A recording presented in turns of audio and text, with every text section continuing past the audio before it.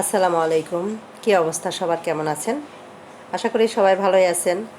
তো আজকে আমি রান্না করব হচ্ছে দেশি মুরগি। মুরগিটার মধ্যে ডিম হয়ে গিয়েছে। ডিমগুলি দেখে তো আমার খুবই ভালো লাগছে। তো আমি এই দেশি মুরগিটা রান্না করব হচ্ছে প্রেশার কুকারে। তার কারণ হচ্ছে দেশি মুরগিগুলিতে এমনিতে একটু শক্ত হয়, আর প্রেশার কুকার রান্না করলে রান্নাটা কিন্তু অনেক সুন্দর হয় এবং নরম হয় এবং সময়ও কম লাগে।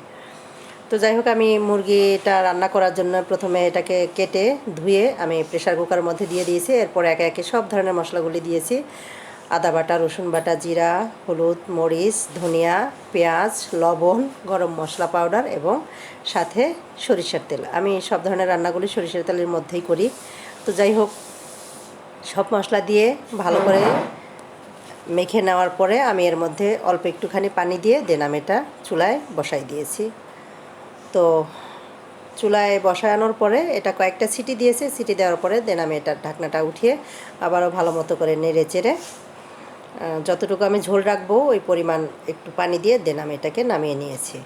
তো খুবই ইজি এবং সহজ রান্না। সবাই তো যেভাবে রান্না করে আমিও ওইভাবেই রান্না করেছি। তো সবাই কি মানে আমার রান্নাটা যদি ভালো লেগে থাকে আপনাদের কাছে, অবশ্যই লাইক এবং কমেন্ট করবেন। ধন্যবাদ সবাইকে।